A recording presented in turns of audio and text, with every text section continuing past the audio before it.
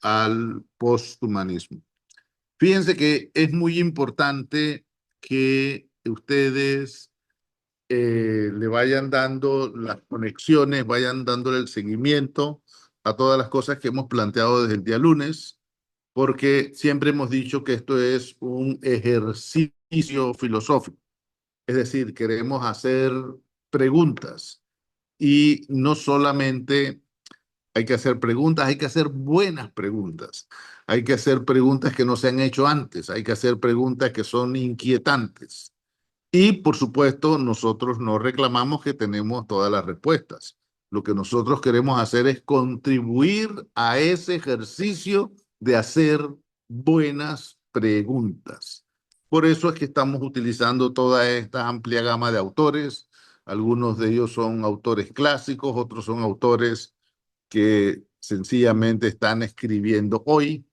Así que por eso hay muchas cosas en el menú de lecturas. Yo le voy a dar la palabra al profesor Toribio y la idea es que sí, que tengamos hasta las 2:45 más o menos en este bloque. Así que adelante, Toribio.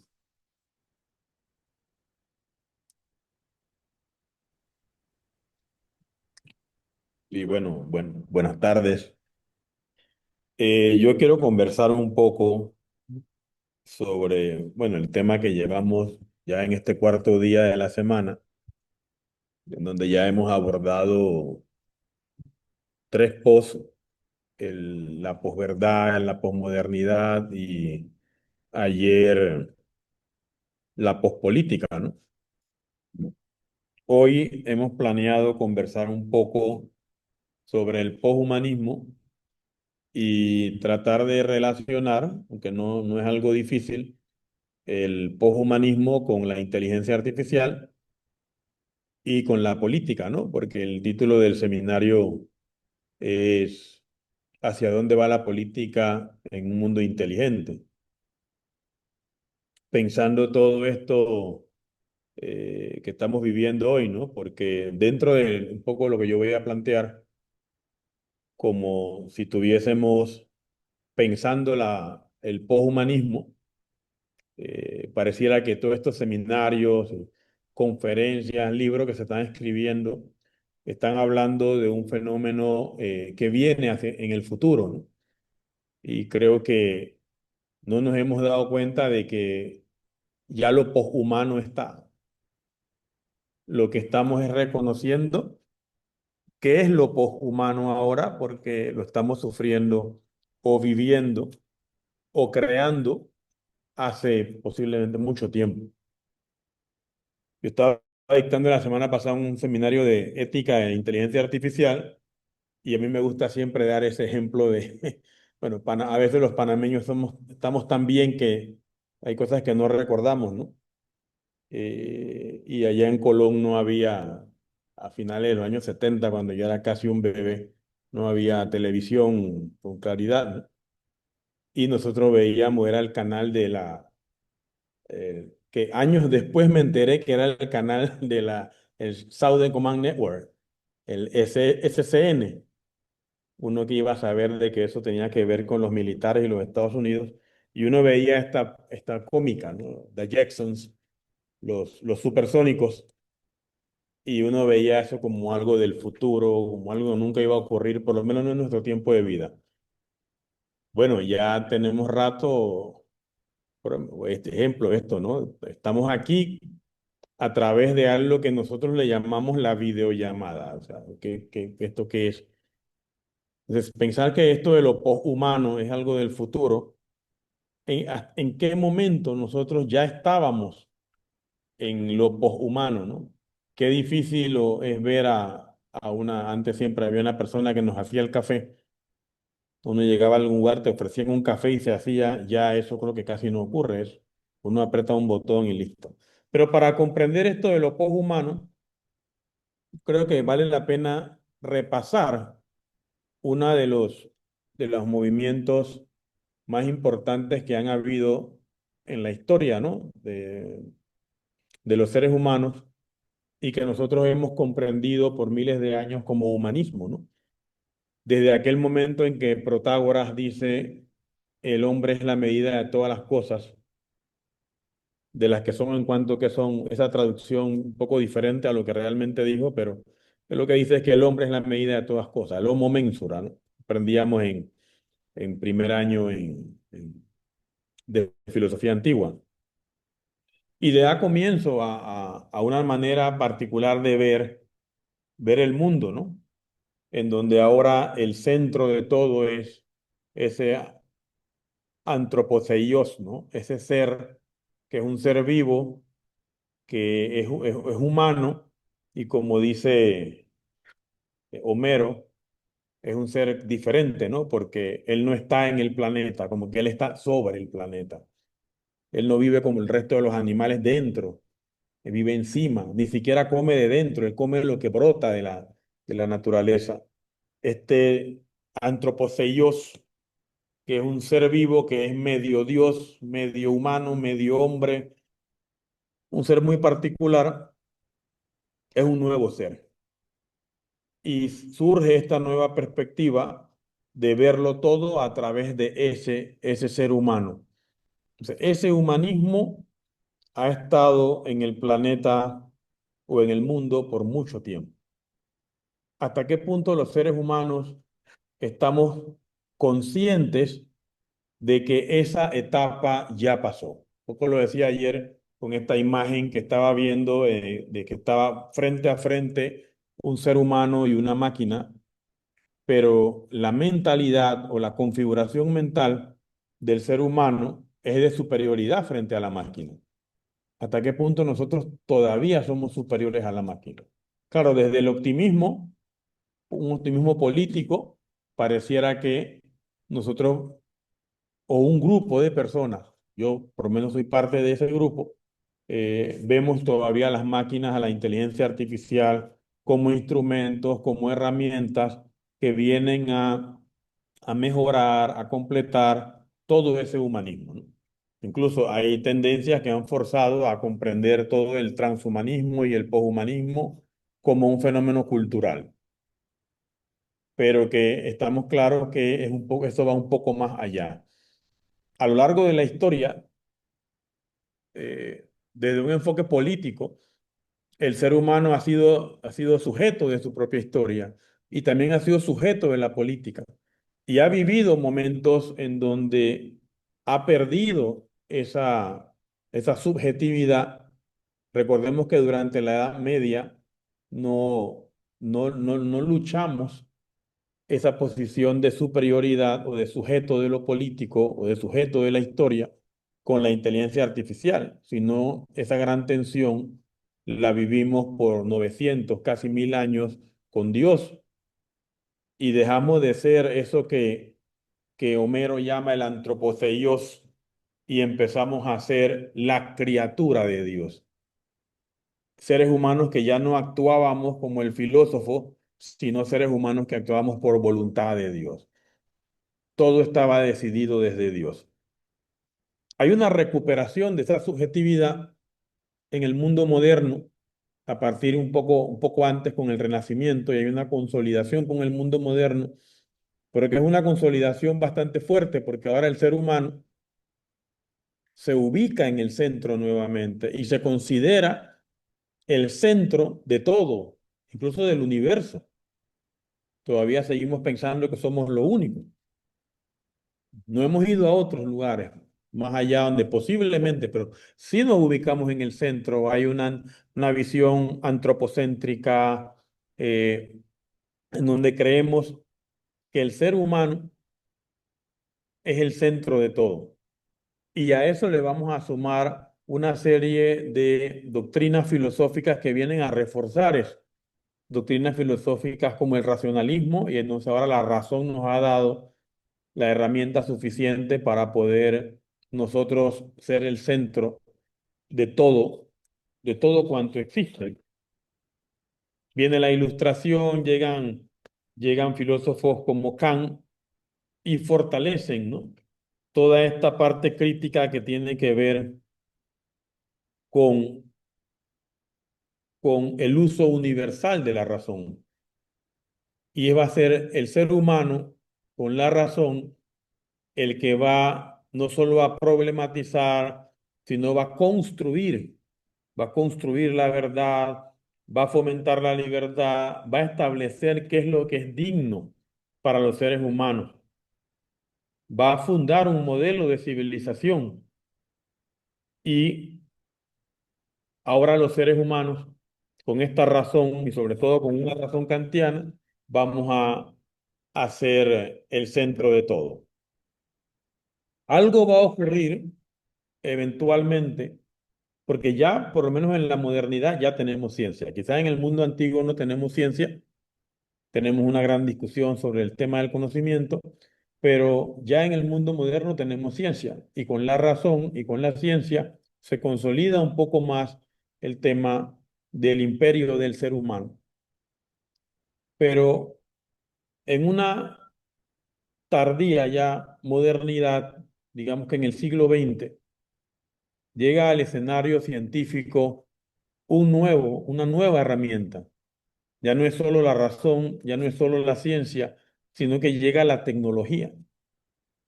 Y con la llegada de la tecnología va a cambiar el escenario.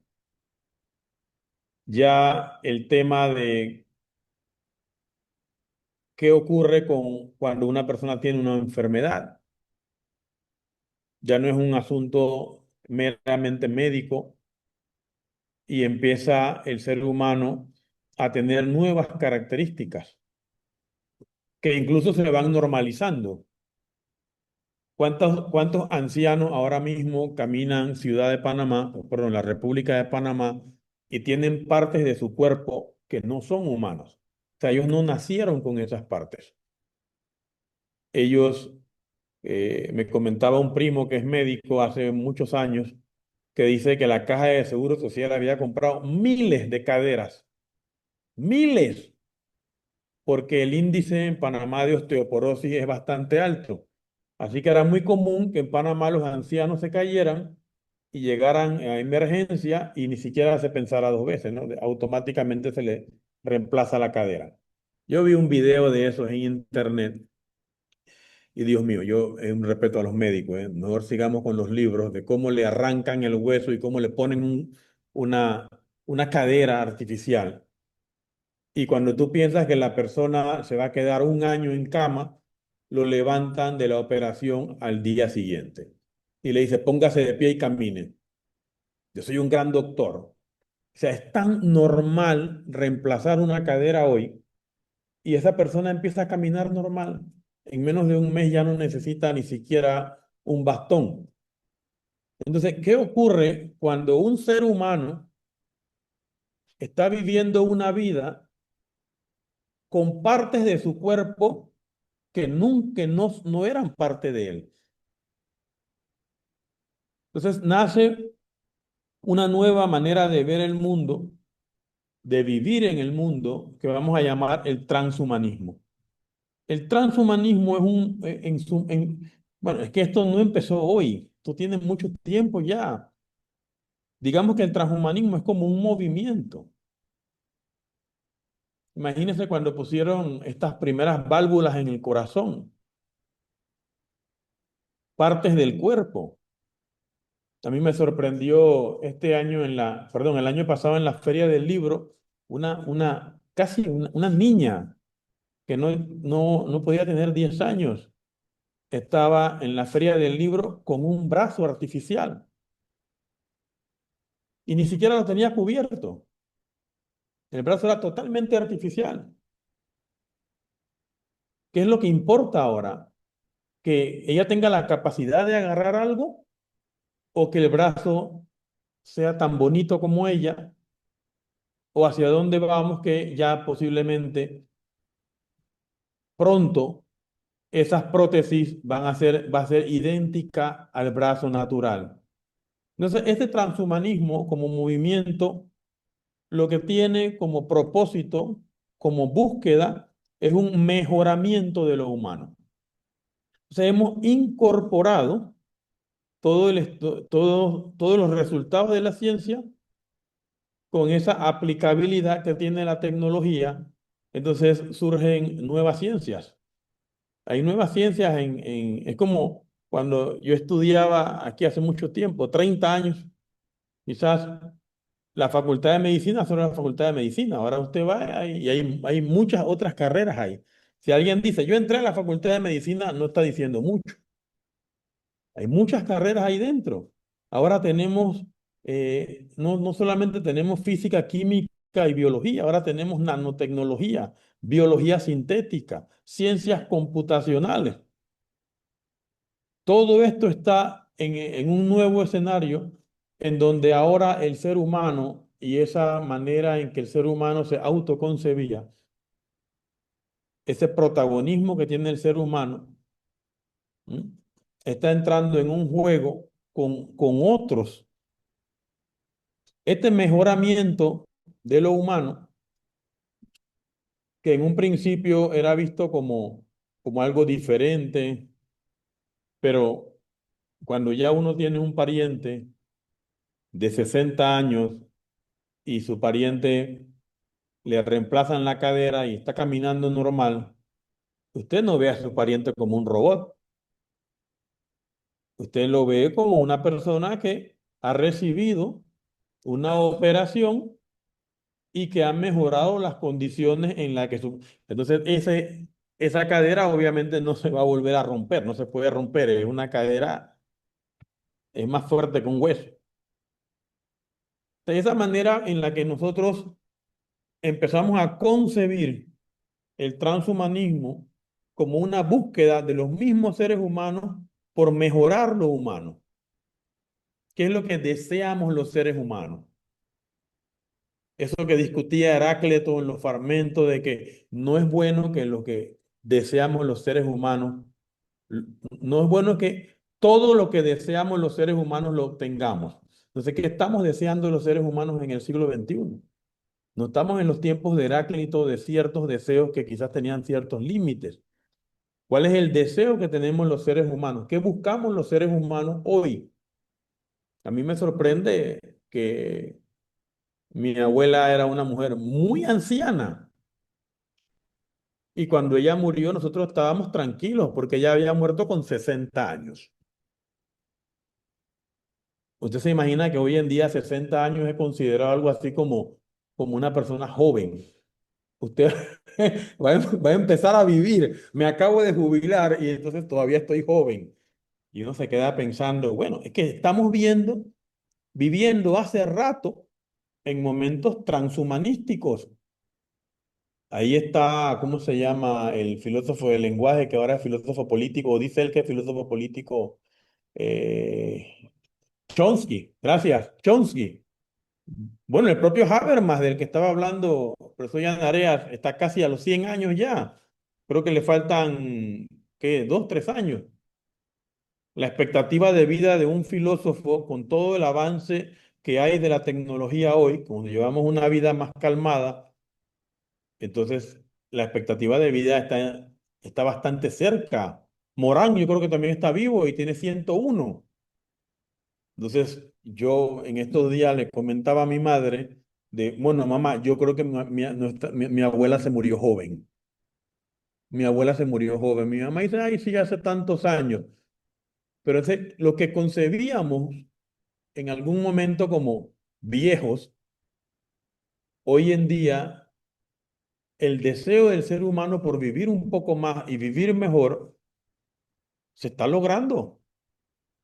Quizás no con el pesimismo de Heráclito de, bueno, cuidado que todo lo que deseamos no lo podemos hacer, pero esto de vivir más, vivir mejor, sin estas pastillas para el azúcar, sin estas pastillas para la hipertensión, hay una cantidad, ¿qué porcentaje de la población ya se hubiera muerto?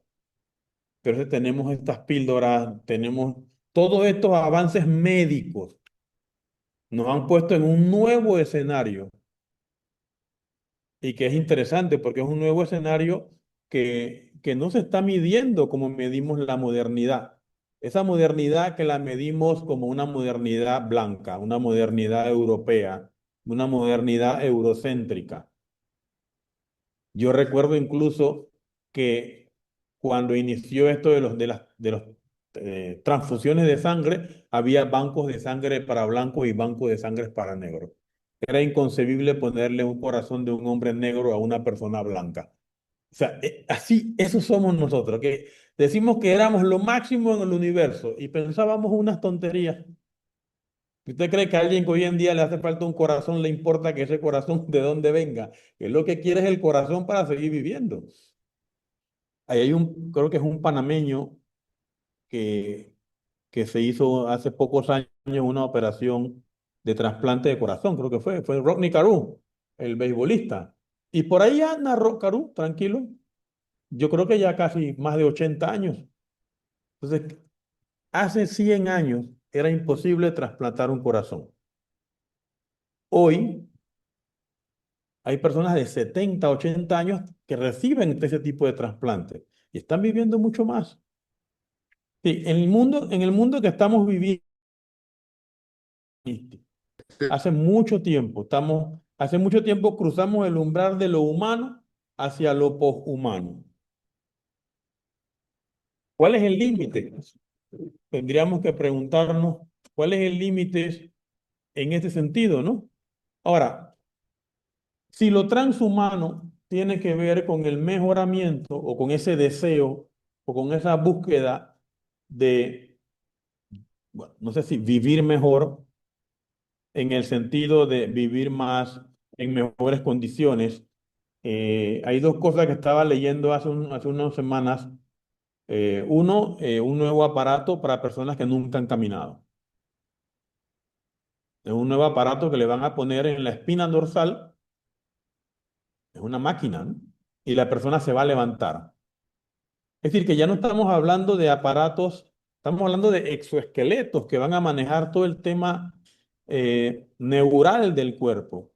Van a poner una máquina fuera en la espalda y esa máquina va a manejar todo el sistema nervioso.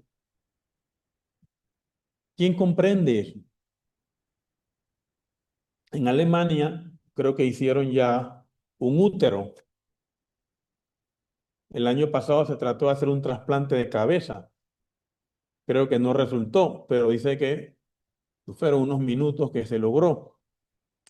Y estos son intentos que no sabemos si vamos a ir logrando. Hace 20 años era imposible un trasplante de hígado.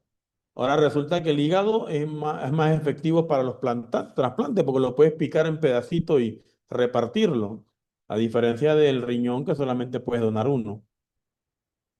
Entonces, hay muchas interpretaciones que nosotros hemos hecho en ese mejoramiento de lo humano, pero entonces en ese contexto entre lo humano, lo transhumano, pareciera que todo ahí tiene sentido.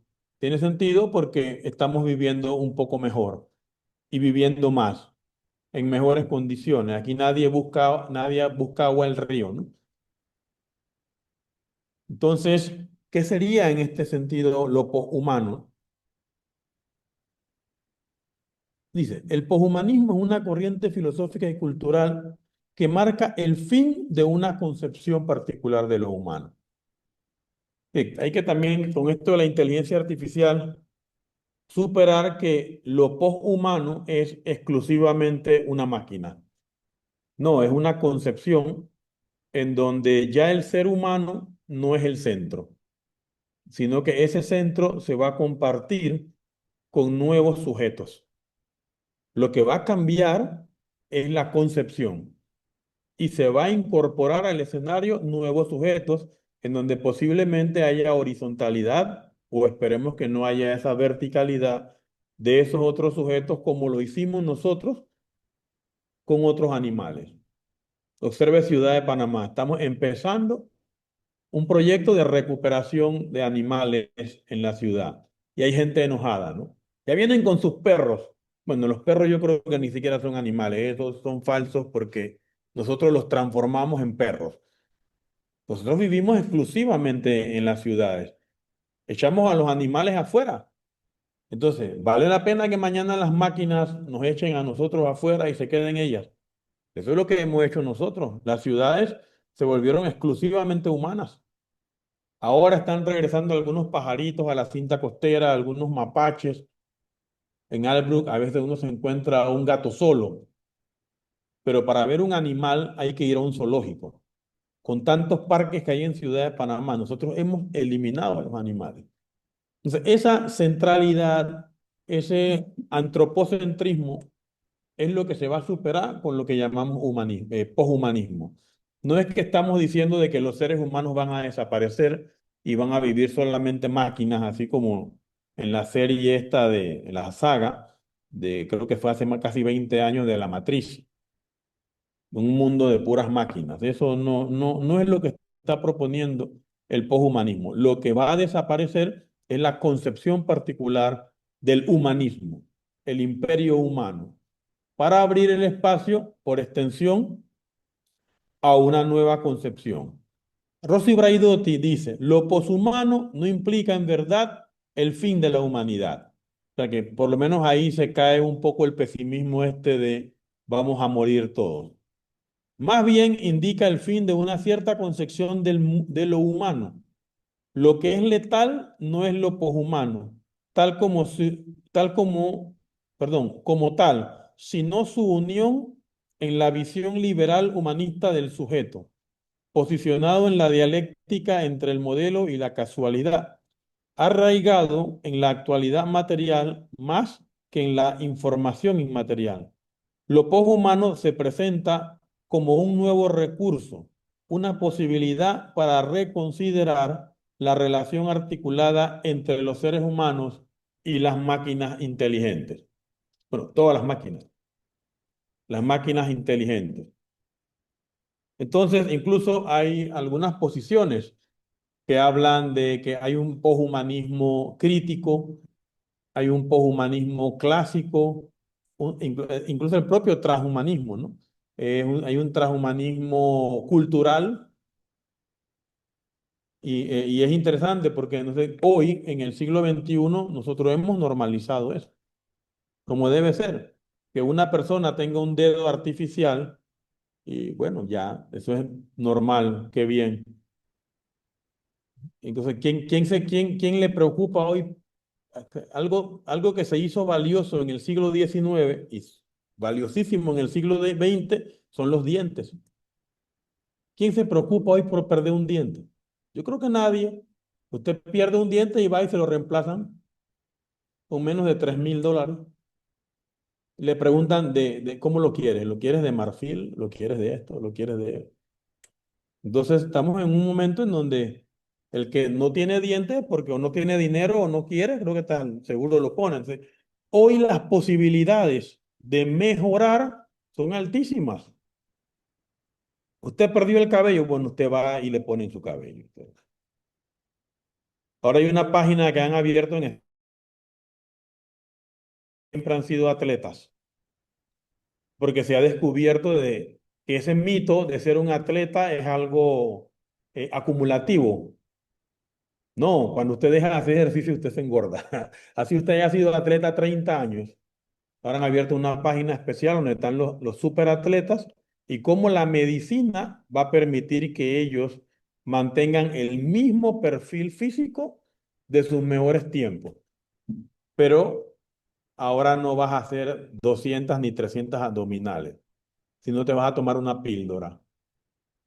Y ahí te está diciendo todo el proceso a través del cual una persona de más de 50 años puede mejorar su salud, puede bajar de peso, puede vivir óptimamente, pero bajo la supervisión de un médico. ¿Y cómo están haciendo todas estas personas para mantener cierta juventud?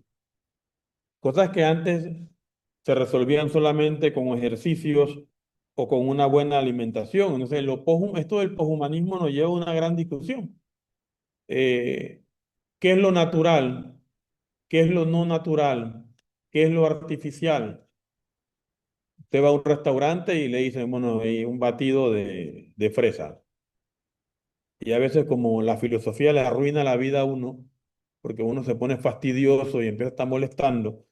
Y yo le pregunto a la muchacha, ¿y cuántas fresas tú vas a utilizar? Y se me queda mirando como que, bueno, es que eso ya viene como un sirope. Entonces, ¿por qué no me dice que es un batido de sirope, no un batido de fresa? Entonces, estamos viviendo en un mundo en donde ya no sabemos qué es lo natural. Hay muchos de los vegetales que comemos que nos los inventamos nosotros, los seres humanos. ¿De dónde salieron estas frutas? Una vez vi en un supermercado de que un grapple.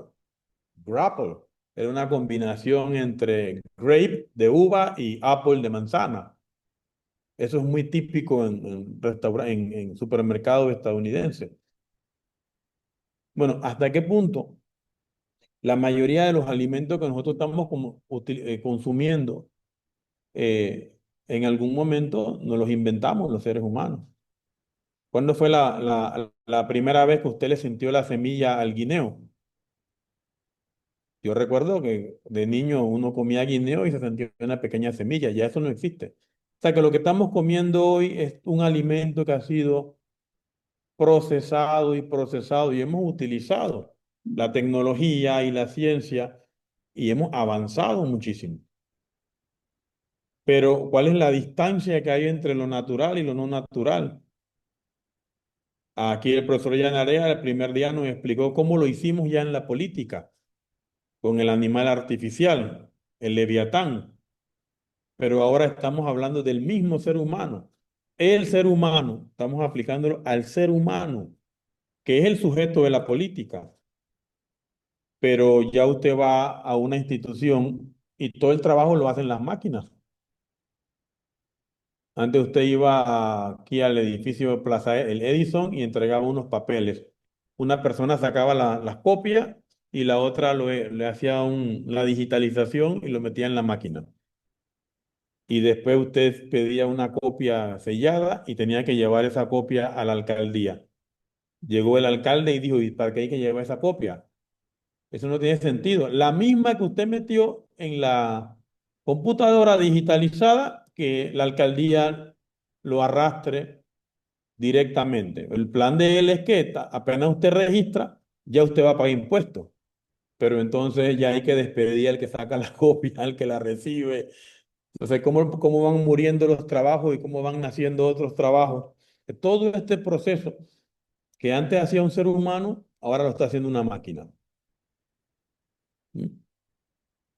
Hace casi 20 años, Eslovenia tenía ya casi, Eslovenia o Eslovaquia, estos países siempre me confunden, tenía todas sus instituciones digitalizadas. Eso de fotocopia no tiene sentido. Usted sube una y ya, la primera vez. ¿Por qué fotocopia si la cédula te la da una institución pública?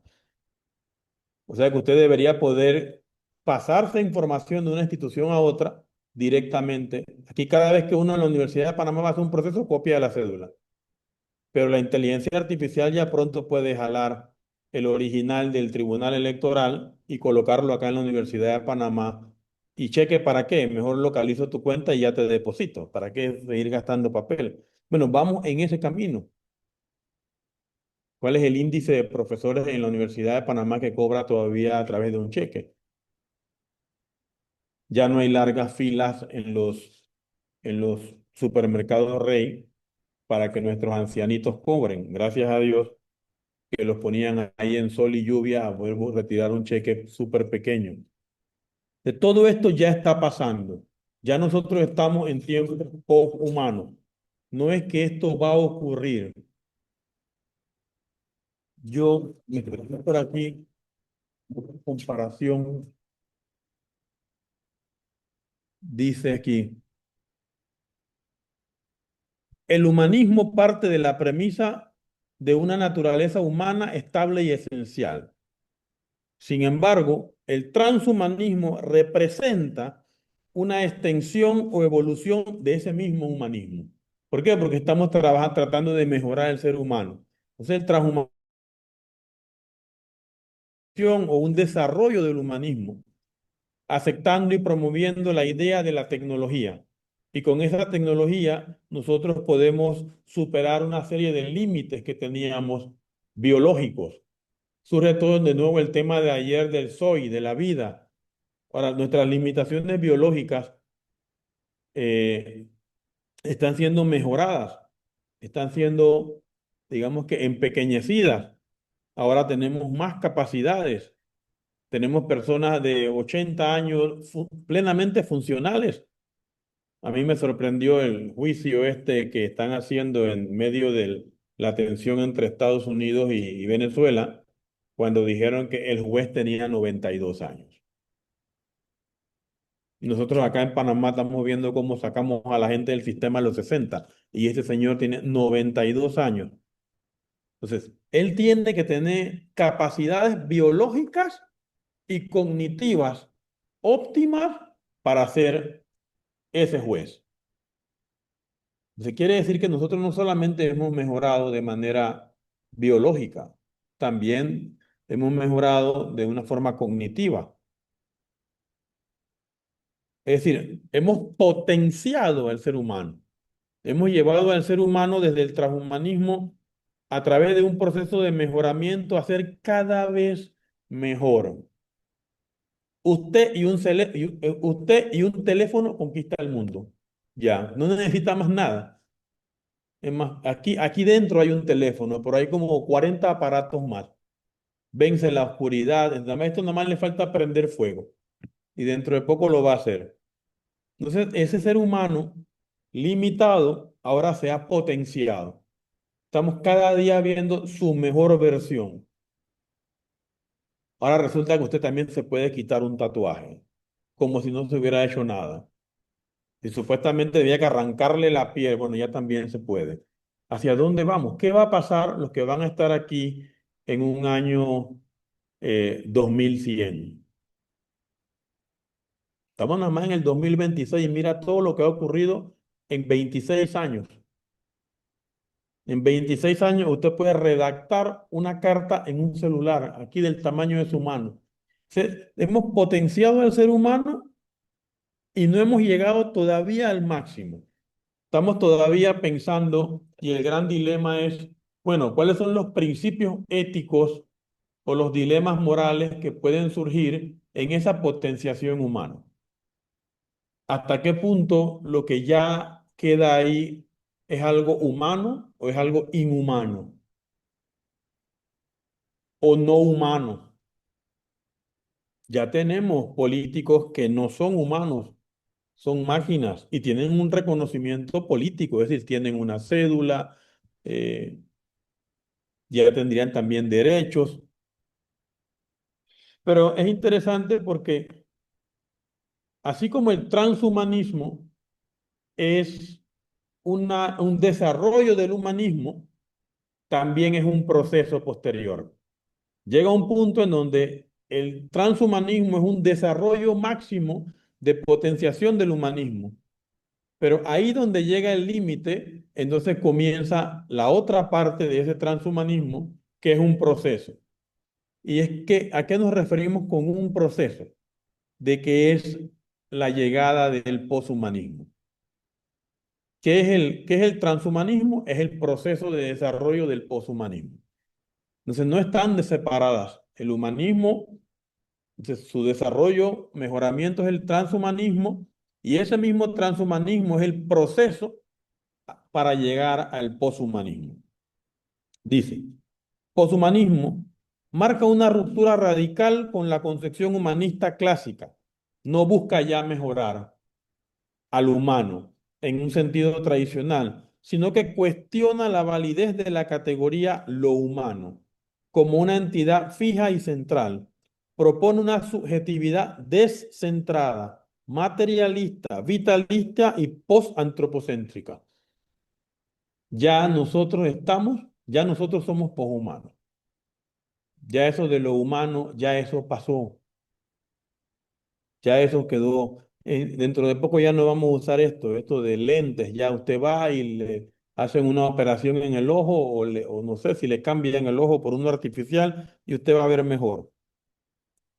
Este post-antropocentrismo se redefine en un continuum naturaleza-cultura y en interdependencia con lo no humano y lo tecnológico. Es decir, que en la parte del posthumanismo, a pesar que se descentraliza esa posición del ser humano, los nuevos actores en el poshumanismo son, son no humanos, son tecnologías, son máquinas. Ya hay edificios inteligentes. No necesita un guardia de seguridad, no necesita nada. Incluso antes las personas cuando lavaban tenían que lavar la lavadora. Entonces usted no hace nada allá. Usted nada más echa la ropa. La lavadora lava la ropa en diferentes ciclos y después la lavadora ella hace un autolavado. Usted no sirve para nada. Es más, nosotros no sabemos lavar. Nadie lava. ¿Quién lava? Lava la lavadora. Entonces la gente todavía en su condición humana dice, voy a lavar. Lavar es colocar la ropa en la lavadora. ¿Y cuál es el conocimiento que hay que tener? Ah, bueno, es que una taza de jabón, 2 gotas de suavizante, cuestiones así que yo ni siquiera sé de lo que estoy hablando. Pero usted no sabe hacer nada de eso. Ya usted no va a ningún río a golpear un pantalón y echar una cantidad, no. Ya hay habilidades que el ser humano perdió. ¿Cuándo fue la última vez que usted fue a una fiesta en donde hubo música humana? Eso tiene que ser usted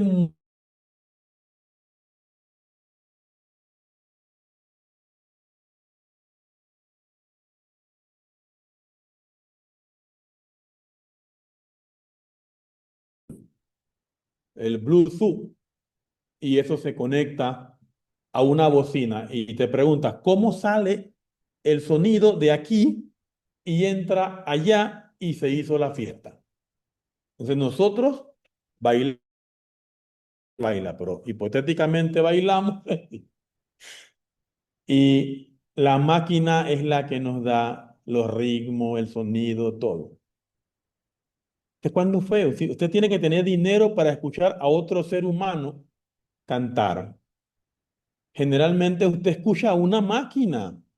Eso que acaba de hacer Rosalía, de tratar de hacer ópera, y bueno, ojalá que no lo intente Bad Bunny, por favor, pero eso no es usual ya. Ya eso no es usual. Ya toda la música es a través de las máquinas. Y lo hemos normalizado. Ya somos poshumanos porque la mayoría de las actividades las están haciendo máquinas, tecnologías, cosas no humanas.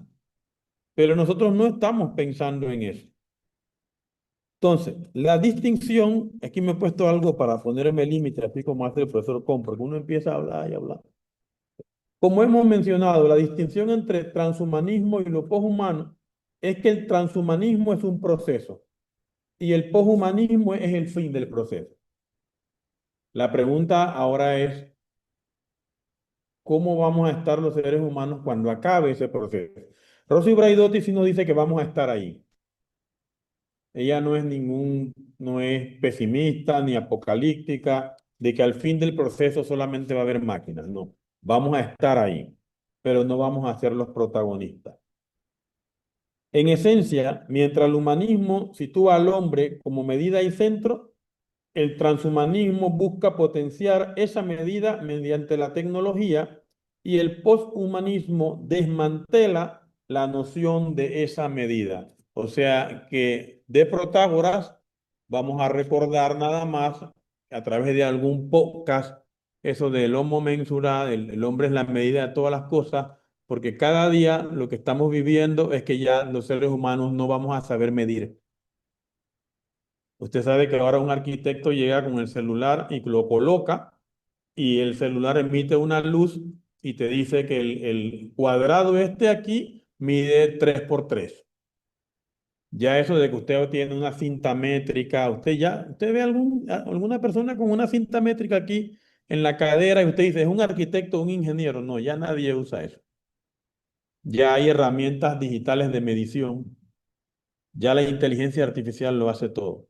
Estamos viviendo un tiempo poshumanos. ¿Hasta qué punto ya potenciamos al máximo al ser humano y lo que estamos viviendo ya es poshumano? ¿Cuáles son los límites de lo poshumano? ¿Va a haber cierta democracia entre nosotros los humanos y los otros agentes no humanos? ¿O vamos a caer en este pesimismo de que bueno, los seres humanos ya sobramos. Con esto de que hay redes sociales de inteligencia artificial que conversan entre ellas y nos discriminan a nosotros. ¿Cuál es el papel del ser humano en un mundo inteligente? Yo creo que una máquina votaría mejor que nosotros. Entonces, si la máquina está llegando a un punto en donde es más efectiva que nosotros, eh, poco a poco nosotros mismos hemos permitido, en base a nuestras decisiones, que la inteligencia artificial nos vaya desplazando. Y estamos súper cómodos, ¿no? Estamos súper cómodos apretando un botón. Y todo el trabajo lo hace la máquina y yo cobro entonces el salario. No sé, para emborracharse, para hacer cualquier cosa adicional que le reste de lo humano que usted pueda hacer. Pero bueno, con eso yo creo haber por lo menos establecido un panorama de la relación entre lo tradicional, que es lo humano, lo tecnológico, que es lo transhumano, y lo que estamos viviendo hoy, que es cómo todo esto ha llegado a un límite del fin, digamos, que le hemos llamado lo poshumano, como parte de estos conceptos que estamos discutiendo hoy.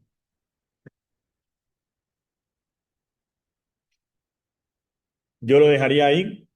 No sé si alguien tenga alguna pregunta, algún comentario.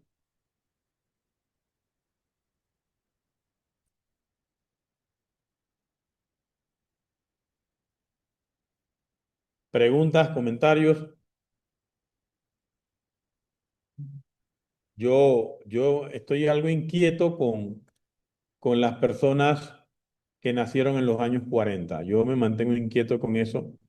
Esta gente escribió en máquinas que hacían un ruido ensordecedor, esas máquinas olimpias que hasta le inflamaban los dedos a uno en secundaria, ¿no?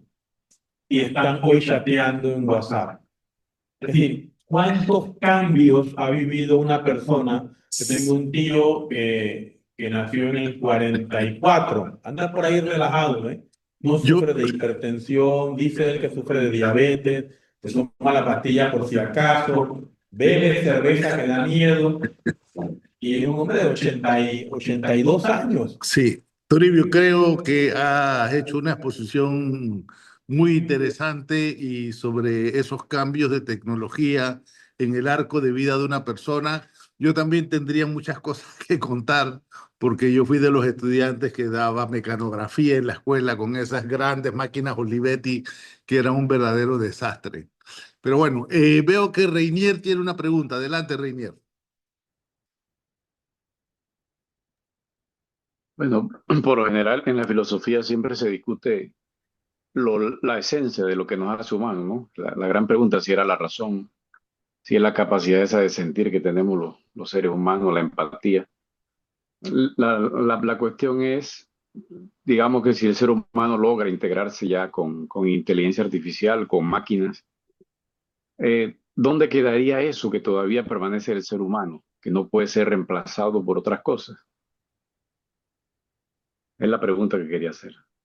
Muy bien, Toribio lo tiene anotado allí.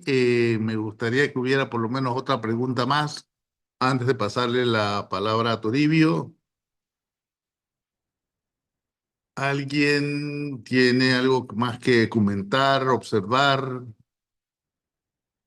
Muchas personas calladas veo. Eh, Aquí hay una pregunta de Kafda que la dejó en el chat. Dice, ¿cómo identifica la autora la llegada al estado poshumano en una sociedad tan poco homogénea? Aún hay muchas manos que lavan. Toribio, tienes esas dos preguntas, la de Reinier y la de Kafka. Ahí, perdón, ahora sí creo que. Hay más, hay varias preguntas y comentarios aquí, no las había visto. Hay una que dice, si prolongar con el apoyo artificial la vida de un paciente con una enfermedad terminal, se consideraría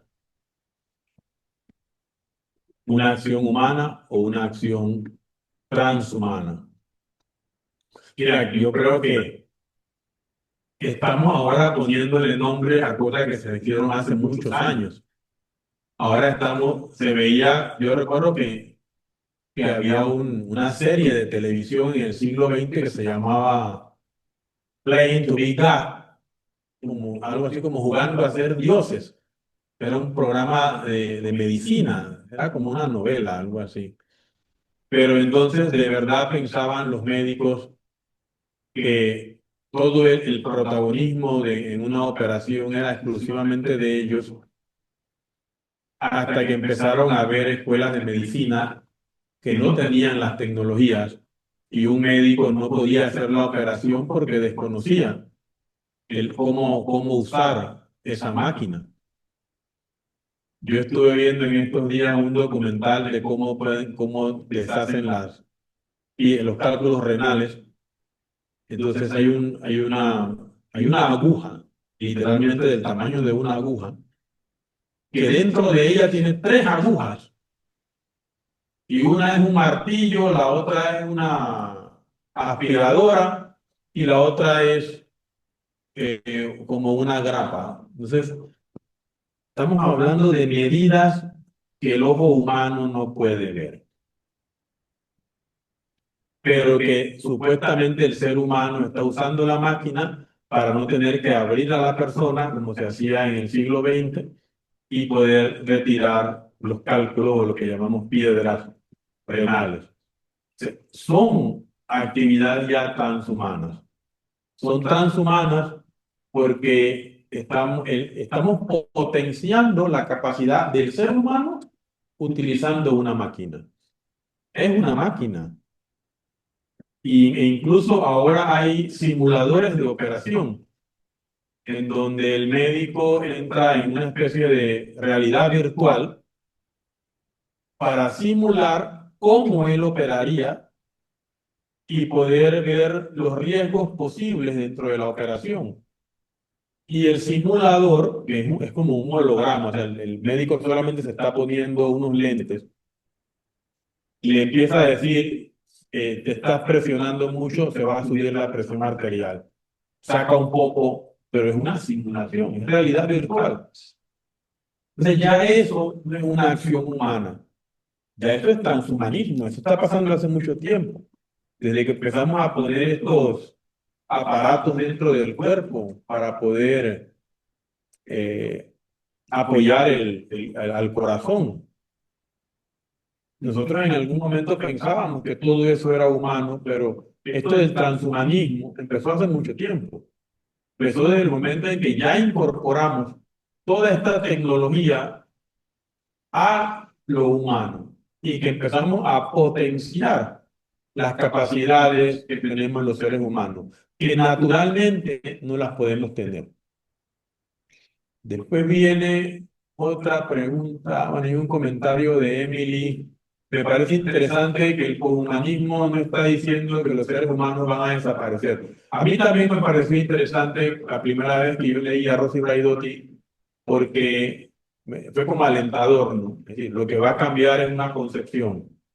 No es que vamos a continuar con todas estas distopías del siglo XX y anteriores, en donde el ser humano va a desaparecer y lo que va a ocurrir en el planeta Tierra es como una nueva vida. No, lo que va a cambiar es la concepción y vamos a seguir viviendo seres humanos y es posible que mañana usted esté caminando en la cinta costera y vaya caminando también una máquina.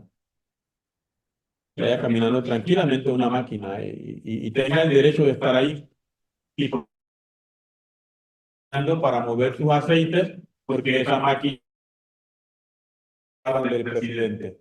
Es decir, es una máquina que también tiene un trabajo, es una máquina que es funcional para la sociedad y ya es muy normal en China que usted vaya manejando y en vez de semáforos lo que hay son personas no humanas como tránsito.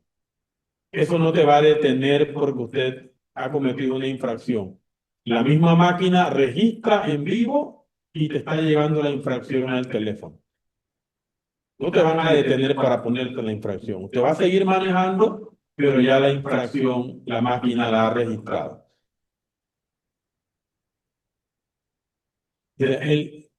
Ajá. ¿Cómo identifica la autora la llegada del Estado humano en una sociedad tan poco homogénea? Aún hay muchas manos que lavan. Bueno, yo creo que la llegada de no, la llegada de los humanos, eres tú misma aquí. ¿Cómo se determina que estamos en un estado y no en un proceso? Bueno, un poco lo que dice la autora, ¿no? Mientras estamos en un proceso de potenciación de lo humano, estamos mejorando al ser humano, el ser humano se está beneficiando de todo eso, estamos en transhumanismo. Desde el momento en que ya ese proceso de mejoramiento de lo humano como una expresión del humanismo, en donde el uso de la tecnología es para mejorar desde una perspectiva humanista. Todo el tema de la ética, la moral. Ya cuando uno pasa el límite, en donde ya no estamos enfocados en mejorar a lo humano, ni siquiera es un enfoque humanístico, sino que ahora lo humano saca del escenario a lo humano. Sí, Toribio, hay muchas más cosas que comentar al respecto. Veo que Tomás Garibaldi tiene la mano levantada. Adelante, Tomás.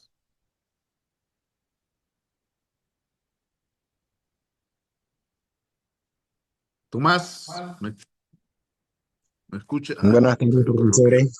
Tomás, ¿me escucha? Sí, Sí, adelante, adelante. buenas tardes, compañeros. Bueno, más que nada un comentario, ¿no? Sí, el transhumanismo es algo que se viene dando hace tiempo y tú lo puedes ver con otro ejemplo más básico.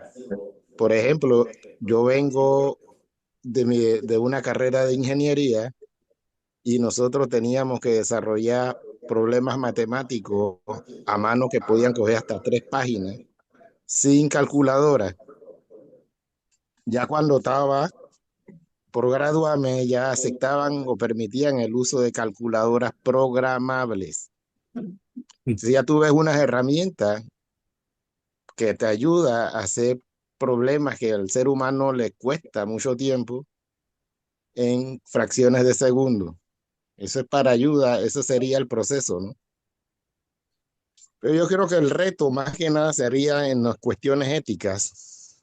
Ya se puede decir que el teléfono es una extensión del ser humano, pero se viola uno de los principios básicos del ser humano, valga la redundancia, como el derecho a la privacidad.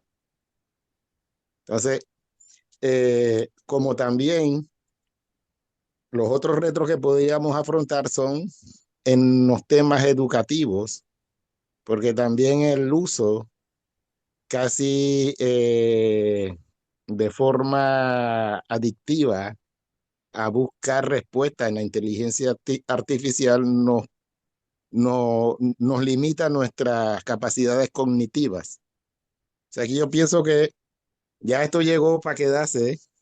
Lo que tenemos que afrontar son los temas éticos, morales y educativos, ¿no? Eso, más que nada, más que una pregunta, sería el comentario. Muchas gracias, Tomás. Me parece que en efecto, eso que dices de que la tecnología llegó para quedarse y que hay que enfrentar los retos ahora, que no es un tema de ausentarse de la tecnología o pensar que hay que echar para atrás la tecnología. Creo que el camino no es por allí.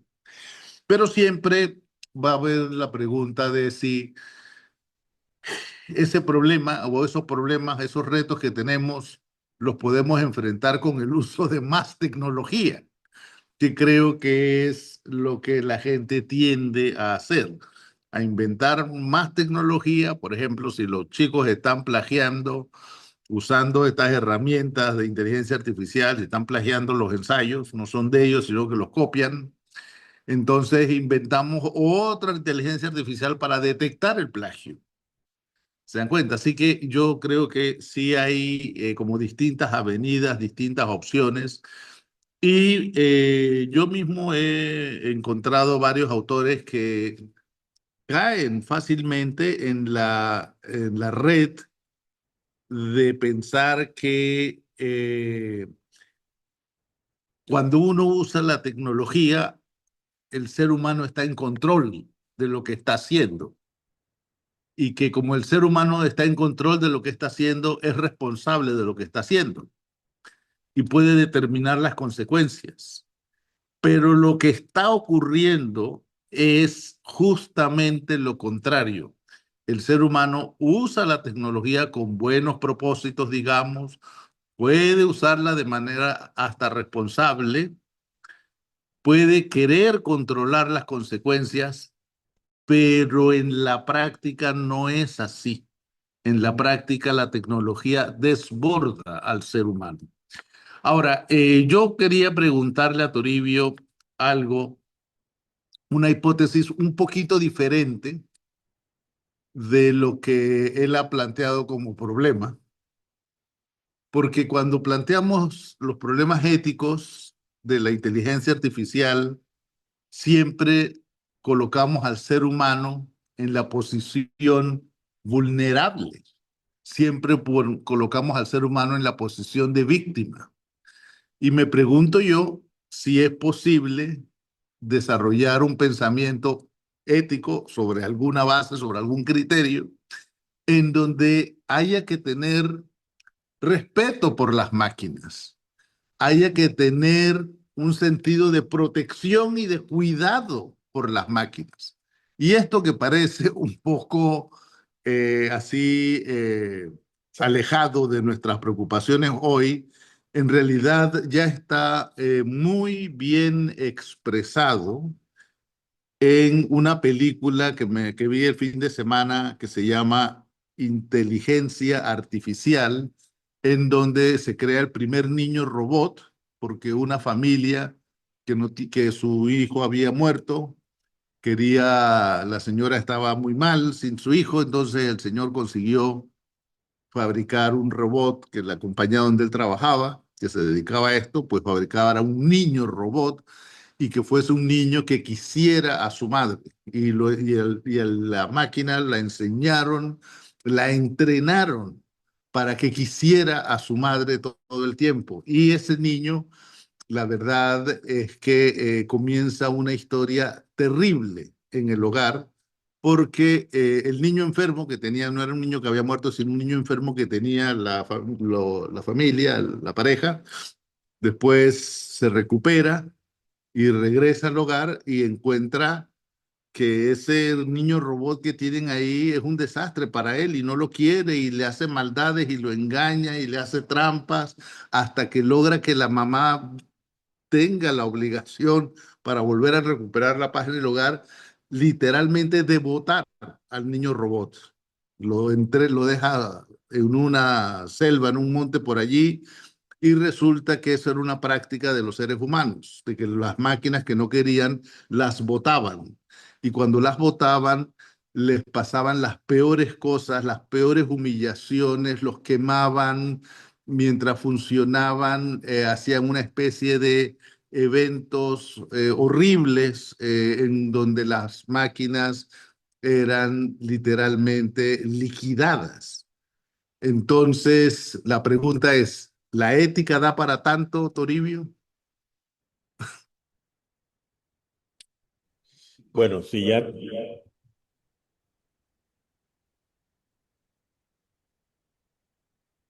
ya tenemos autoridades no humanas, obviamente la relación con la autoridad implica ciertos valores.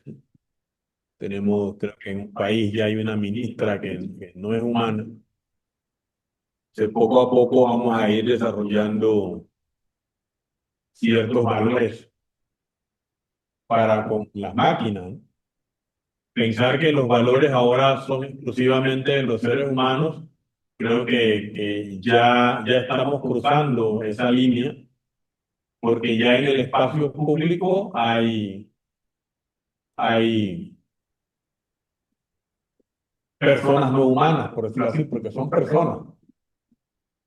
Son personas ya que tienen funciones, que están activas en el espacio público y que si tenemos políticos que no son humanos, obviamente no podemos seguir viéndolo como si eso es una máquina, como si es una propiedad, sino lo que eso representa. ¿Qué representa ese nuevo ser que no es vivo en las sociedades actuales y cuáles son los valores que vamos a tener que ir construyendo para relacionarnos con ese ser no vivo o esa persona no humana que tiene un rol en la sociedad y en todo caso no hemos empezado por construir, que creo que en la cómica esta que mencionaba, empezamos por construir las máquinas en el espacio privado. Es decir, que habían máquinas que hacían la labor doméstica y era tu máquina. Estamos viendo que estas máquinas nuevas están empezando en el espacio público, no en el espacio privado. Entonces, creo que así se van a empezar a construir los valores pues, de esas máquinas. Yo la vez pasada vi a un señor caminando con un perro artificial. No sé, me imagino que estos perros de escena así, estas maquinitas de escena así, tenían como que usarla, porque eso viene en una maleta. Y entonces él, en el afán de darle uso al, a esta máquina que tiene forma de perro, lo que decidió fue usarla paseándolo para que para lubricarlo, algo por el estilo. Pero la manera en que esa máquina estaba en el espacio público era muy normal para lo que estábamos ahí, ¿no? Es más, no era sorprendente. Nos acercábamos y nos tomábamos fotografía con la máquina. Te quiere decir que la manera en que nosotros nos hemos acercado ya a las máquinas, ya esa etapa pasó. Ya nosotros tenemos relaciones con las máquinas y si estos países, no es el caso de Panamá, pero no sorprendería que pronto haya una persona no humana con una función específica en Panamá y que nosotros tengamos que dialogar con esa máquina. Sería más cómodo incluso que hacerlo con las máquinas que que no lucen tan humanas, como en el caso de estos nuevos personajes en la política no sé, en Nepal o en varios países que ya hay. Entonces, podríamos tener como conclusión de que la ética proteja a las máquinas. Bueno, hace rato es considerado vandalismo que usted golpee ciertas máquinas que están en el espacio público. No tienen que lucir como humanos. Hay ciertas máquinas de cobrar o hay ciertas máquinas que si usted llega y comete estos relajos de que cometían en el siglo XX de golpear una máquina, obviamente usted va a ser penalizado por eso. Entonces, antes era solamente un acto de vandalismo, pero creo que vamos poco a poco a darle valores a las máquinas. Sí, porque una cosa es propiedad pública o una propiedad privada, por ejemplo, si se trata de un banco, pero otra cosa es el respeto a la gente que tiene la forma de un robot, independientemente si se parece o no se parece a un ser humano. Creo que eso es un problema un poco diferente.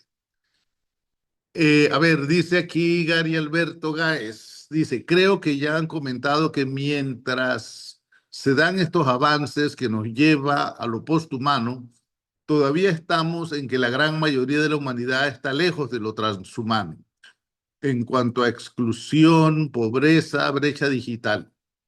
Éticamente no es solo si es adecuado a nuestra dignidad todos estos avances en cuanto a beneficios, sino que gran parte de los humanos ni siquiera participa todavía, por ejemplo, de una conexión a Internet.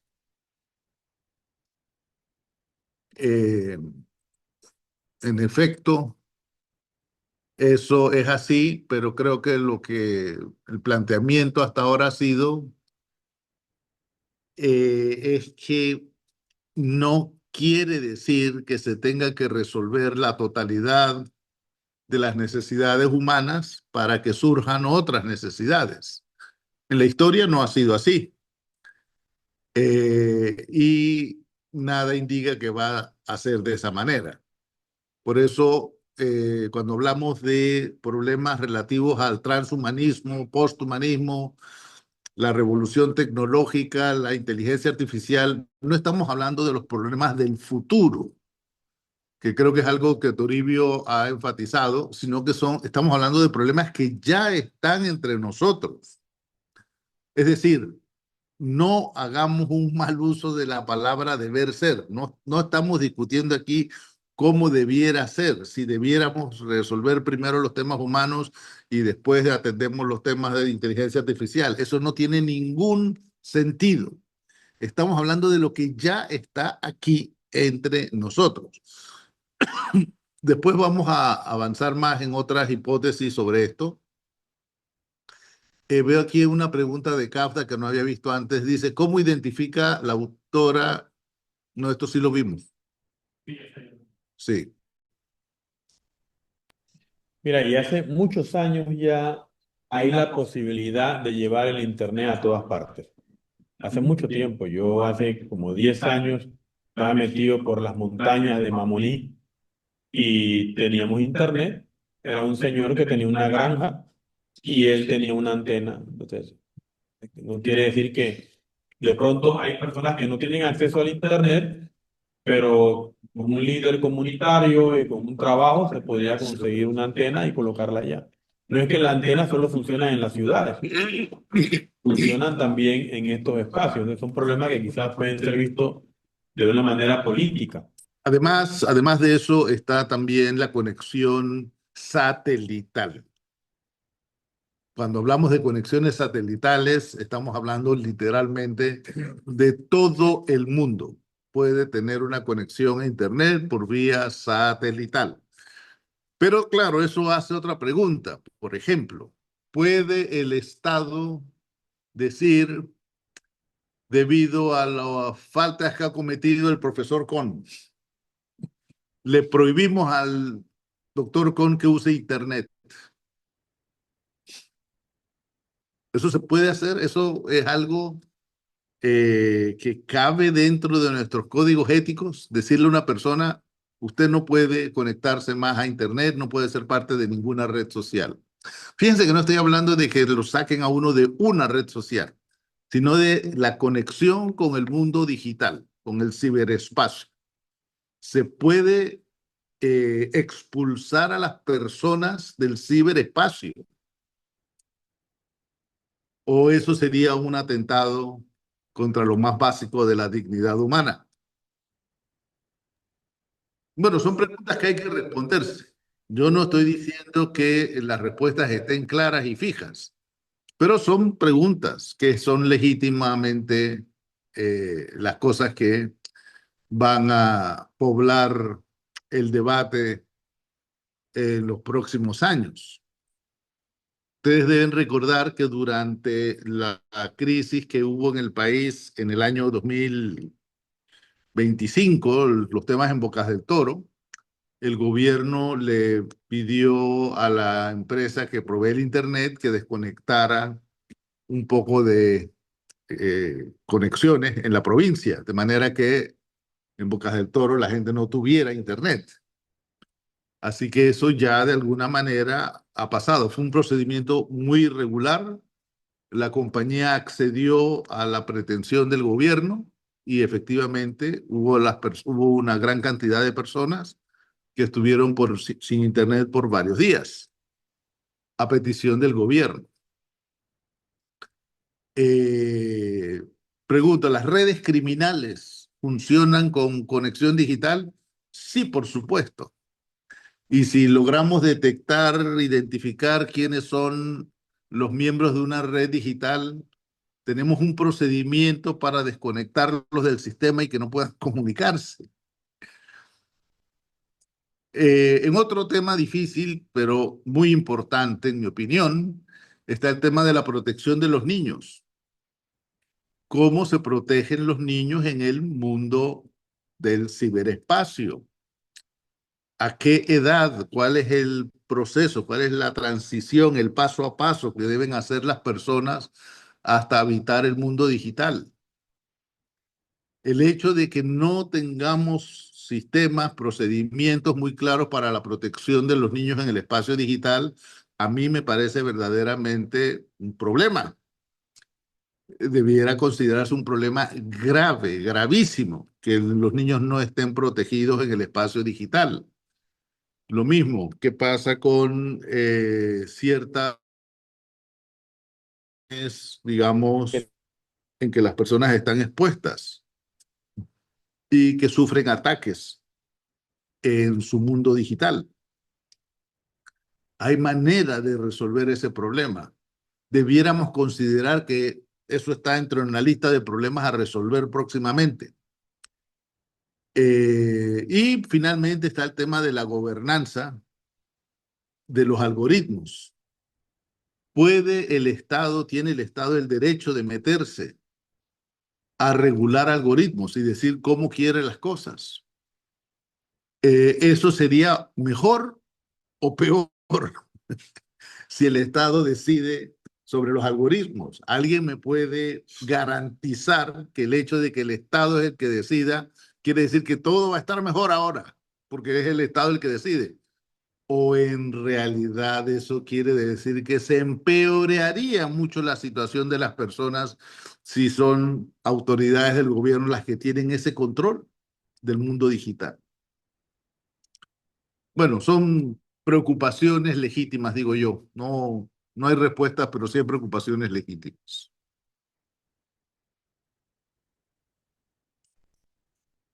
No sé, si no hay más preguntas, vamos a tomar la pausa de 15 minutos y volvemos para las presentaciones de la tarde. Empezamos con el doctor Con, que va a abordar la sociedad líquida de Bauman, y después yo que voy a abordar el tema de Yuval Noah Harari y lo que dice en Nexus. ¿Ok? Quedamos así. Hacemos la pausa ahora.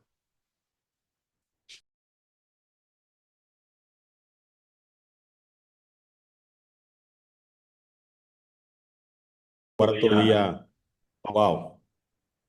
Estamos analizando digamos que el cuarto post, que es el posthumanismo. Y en la segunda parte, tenemos dos intervenciones con dos autores muy específicos que han contribuido a esta nueva visión, ¿no? Más allá de esta visión moderna, una visión poshumana, una visión actual. Y Bauman es de los autores que tiene casi que una marca en ese sentido, ¿no? Antes yo no lo leía porque predicaba lo mismo, decía amor líquido, verdad líquida, modernidad líquida, y todo para Bauman era líquido. Pero bueno, es un autor interesante que uno ha empezado a abordar. Yo ahora estoy revisando uno que se llama El amor líquido casualmente y quiero ver si consigo un grupo de personas que lo quieran leer conmigo. Pero el profesor Kohn nos tiene una intervención en el contexto del poshumanismo de Zygmunt Bauman, y posteriormente tendremos la intervención del profesor Jan Areas con, con una perspectiva súper interesante que también es muy conocida, que ha estado en las librerías, el autor Yuval Harari, específicamente de Nexus, pero que ustedes me imagino que lo conocen por sus obras Animales y Dioses y otros libros muy populares que hay, bastante conocidos. Entonces le damos el espacio al profesor Carlos Kohn para conversar un poco sobre Zygmunt Bauman.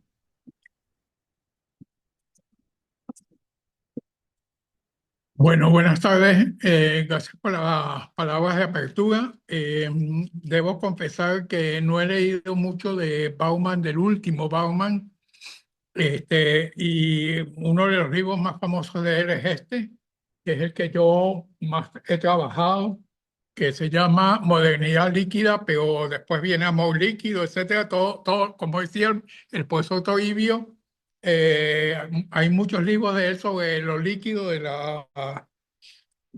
general de la sociedad. La ponencia o digamos la clase que voy a dar sobre Bauman la he subtitulado tentativamente de la modernidad líquida, que es el libro al posthumanismo. Y voy a comenzar como siempre con un epígrafe, esta vez que me pareció muy interesante para vincular mi conferencia sobre Etienne de la Boétie del lunes pasado y el poshumanismo. Y quisiera agradecer al profesor Yanaeas por el envío de esa frase. Cito a la Boétie: si supiéramos razonar con respecto a la opresión, si recordásemos la violencia y la crueldad de los tiranos, no nos atreveríamos a vivir sometidos a su voluntad. Fin de la cita.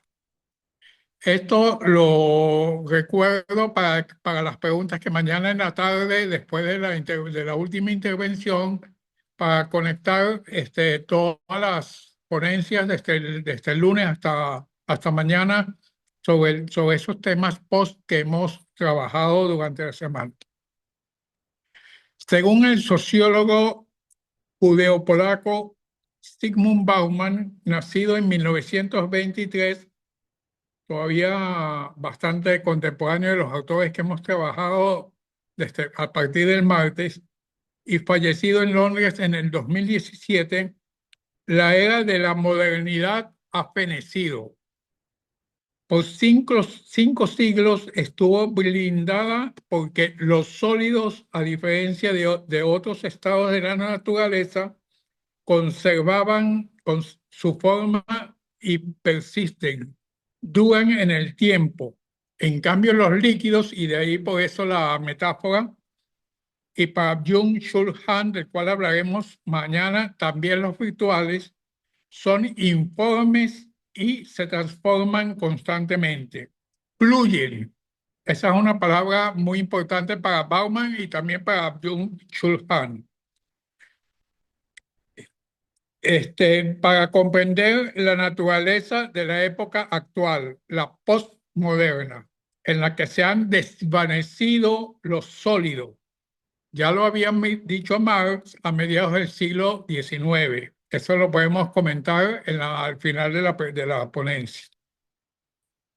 Para nuestro autor, estos sólidos que se han comenzado a disolver son los vínculos entre los intereses individuales y las acciones colectivas, entre el laissez-faire del mercado y de los ciudadanos y el deber del Estado de protegerlos.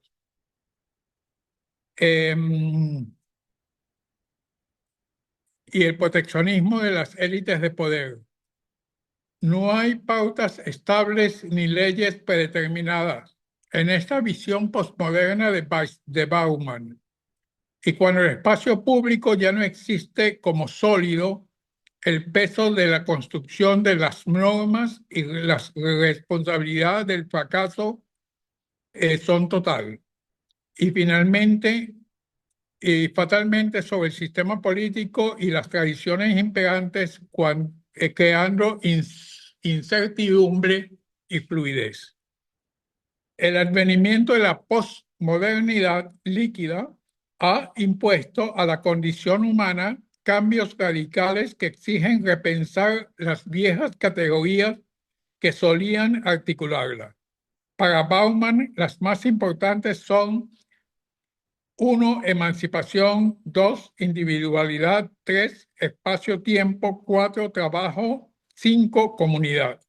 Así distribuye los capítulos de su libro sobre modernidad líquida que le acabo de presentar la portada, publicado por primera vez en el año 2000, que lo llevó a la fama y tuvo varias reimpresiones. Como zombies, estos conceptos están hoy vivos y muertos simultáneamente. La pregunta es si su resurrección es factible o no, y en todo caso, cómo pueden ser sustituidas y bajo qué características. Con relación a la dicotomía trans y posthumanismo, así lo poco que he leído de Bauman, no he encontrado si tiene alguna posición con respecto a las nuevas tecnologías y mucho menos a la inteligencia artificial, que es un tema álgido del debate ya después de su fallecimiento. Sin embargo, frente a una versión posthumana pesimista de que no hay alternativa y estamos sucumbiendo al dominio de la IA, en su obra En busca de la política, publicada por primera vez en 1999, Bauman esboza a contrapelo ciertos puntos de orientación cruciales que podrían guiar una reforma de la política, a saber, blindar el modelo republicano de Estado y la ciudadanía apoyándose en los señalamientos de Aristóteles y Arendt sobre gobierno mixto, establecer un ingreso básico universal que logre eliminar la pobreza en todos los países del globo, ampliar las instituciones de una sociedad autónoma y facilitarles su capacidad de acción política y otorgarle a la sociedad civil el mismo poder que tienen los estados. En este sentido, hay postmodernidad en Bauman, pero ni pospolítica ni posthumanismo. Los puntos que me propongo abordar en la conferencia de hoy, muy someramente y en breves pinceladas, son la fragilidad de nosotros según Bauman, el flujo frente a la identidad, una crítica a las fuentes del yo de Charles Taylor, el idealismo enfermo y la tiranía de los micomundos, la degradación moral del yoísmo al último hombre y el sujeto de rendimiento frente a la agonía del otro, la ética de la interinfluencia. Paso al primer punto. La fragilidad del nosotros según Bauman.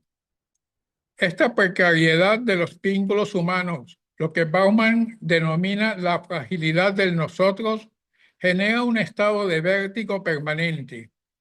Si nada es sólido, si todo compromiso es revocable y toda identidad es transitoria, ¿qué queda entonces del individuo? La respuesta suele adoptar la forma de un vacío que la sociedad del consumo intenta llenar, pero que la filosofía reclama como el espacio propio de la voluntad. Aquí emerge una voz, no como consuelo, sino como bisturí. La voz poética interviene para señalar la herida que persiste en el centro del flujo imparable y nombrarla. Esta necesidad de designar la herida está muy lejos de ser un acto pasivo. Es más bien una arquitectura de resistencia. Cuando el asfalto de lo cotidiano cede, lo que queda no es un vacío absoluto, sino la exposición de las raíces de una realidad que la liquidez pretendía ocultar bajo una superficie lisa y funcional. En esta ciudad hendida, la huida constante nos obliga a una reevaluación de la solidez. Ya no se busca lo inmutable, sino aquello que aún siendo vulnerable se niega a disolverse. La voluntad se manifiesta entonces como el empeño de construir un faro con los propios restos del naufragio. Paso al segundo punto. La fluidez frente a la identidad. Una crítica a las fuentes del yo de Charles Taylor. Si lo que define al ser humano no es únicamente la capacidad de razonar, sino la capacidad que tiene de tener deseos de segundo orden acerca de los propios deseos, si una sociedad líquida, en una sociedad líquida el individuo se ve reducido con frecuencia a la figura de lo lascivo, del impulsivo, aquel que se deja arrastrar por los estímulos sin detenerse a evaluar su propia valía. Zygmunt Bauman apunta a la disolución de ese escenario. La lujuria del mundo contemporáneo está exenta de una voluntad legisladora. Es un sujeto meramente translúcido que no opone resistencia a la corriente de las ideologías. En contraposición, el interés que un deseo propio sea nuestra voluntad actúa como un anclaje metafísico. Tal vez ahí está lo posthumano de Bauman. A esta tesis, Charles Taylor le señaló le añadió de evaluación fuerte, a saber, los seres humanos operamos dentro de marcos de referencia en los que ciertas cosas son vividas como nobles o profundas y otras como triviales. La identidad no es un flujo que se adapta del recipiente del mercado, sino el resultado del compromiso, aquellos que evaluamos como valioso. La liquidez, en cambio, según Bauman, es en esencia la victoria de un sujeto que fluye sin que nada llegue a importarle suficientemente como para anclarse de una de estas fuertes identitarias. Cuando la voz lírica y filosófica se detiene ante lo cotidiano, extrae un objeto del flujo insignificante y lo dota de una... Los relatos se convierten así en un ejercicio de la voluntad, una forma de decidir qué es lo que, a pesar de todo, nos constituye. La evaluación fuerte de Taylor nos permite distinguir entre la satisfacción de una necesidad líquida y la realización de un valor sólido. La filosofía es, por lo tanto, el registro de una cultura que se niega a ser puramente cinética y que elige la lentitud necesaria para que la identidad se pueda sedimentar. Si Bauman describe el escenario de la disolución, Charles Taylor propone una arquitectura de resistencia. Para Taylor, lo que define al ser humano no es únicamente la capacidad de razonar, sino la capacidad de tener deseos de segundo orden, deseos acerca de las propias ambiciones enraizadas en su tradición cultural. Paso al tercer punto. El idealismo enfermo y la teoría de los micromundos. Uno de los motores más insidiosos de la liquidez es lo que con Bauman podríamos denominar un idealismo enfermo. No se trata de la ontología clásica que busca la esencia del ser o del fenómeno, sino una versión patológica que privilegia la representación sobre la existencia. Vivimos en una cultura que rinde culto al yo ideal, una máscara digital perfectamente editada que nos incapacita para gestionar la alteridad del otro, siempre imperfecta, rugosa y por definición no editable. Este idealismo engañoso nos conduce a creer que habitamos micromundos autárquicos, supuestamente independientes del entorno, bajo la premisa de que cada uno tiene su propia realidad. El sujeto construye una burbuja solipsista que niega la interinfluencia esencial. Olvidamos que somos vasos comunicantes y que nuestras realidades se afectan mutuamente. Al igual que Foucault, Bauman sostiene que incluso los discursos de salud mental han sido, en ocasiones, instrumentalizados para levantar búnkeres individuales. La expresión de los búnkeres, expresión de Bauman, no de Foucault, que eximen de la responsabilidad de la realidad compartida.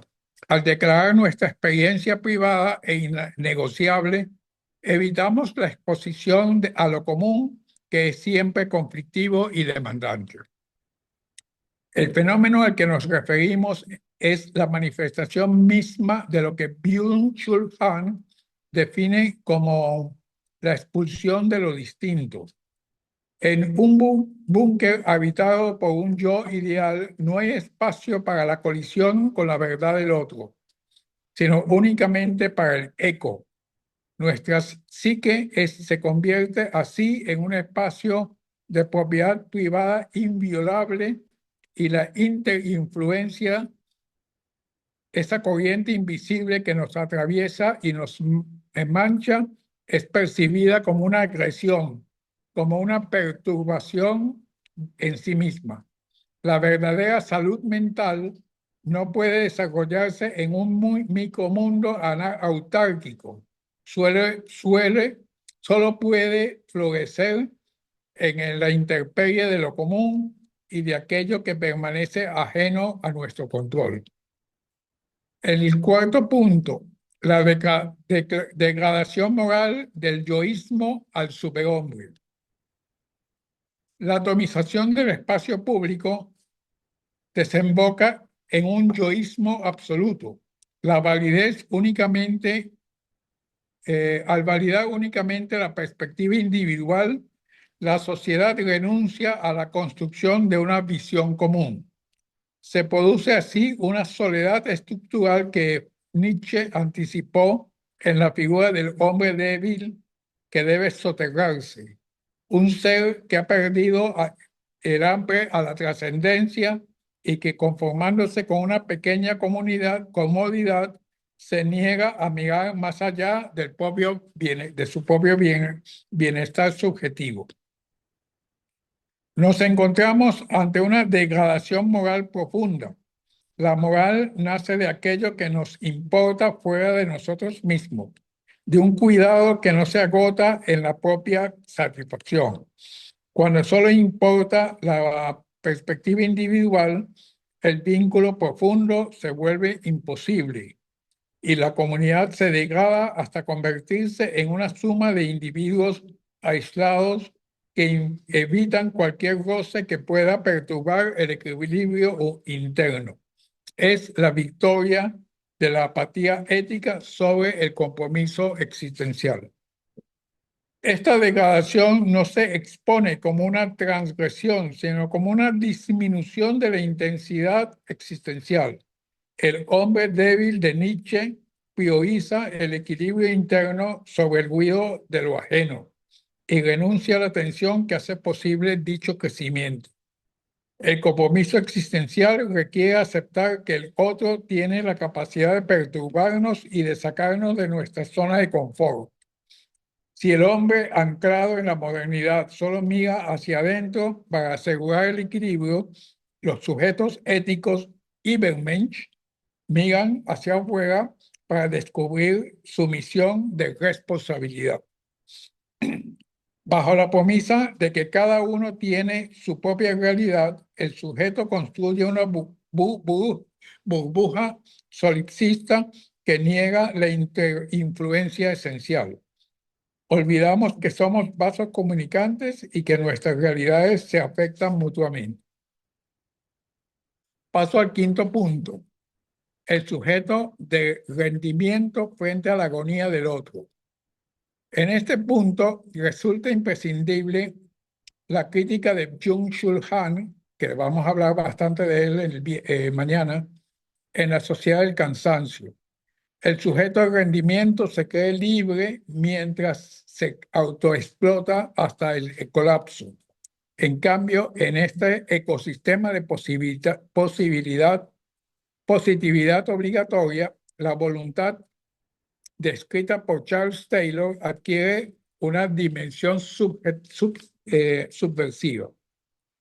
El idealismo enfermo persigue la positividad de lo igual, pero el amor y el vínculo profundo existen en la aceptación de la negatividad del dolor y de lo incómodo que el sistema intenta borrar.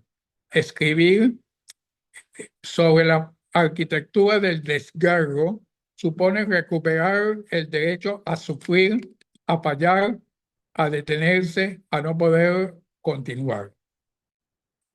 Frente al multitasking y la hiperactividad que nos desvinculan de lo humano, Nombrar el desgarro permite que el sujeto deje de ser una pieza líquida del mercado para volver a ser una persona con voluntad propia, capaz de sostener la mirada ante aquello que verdaderamente importa. Cuando el panorama circunstancial se muestra de este modo, reclamar el derecho a la negatividad no es una apología del pesimismo, sino una defensa de la experiencia real. Al detenernos ante el descargo, recuperamos la soberanía sobre nuestro tiempo. La lentitud, la quietud y la contemplación exigen la visión de la herida expuesta y se erigen como la antítesis de la aceleración líquida. Es el tránsito del sujeto de rendimiento que solo sabe hacer el sujeto voluntarioso que además de hacer, sabe ser y permanecer.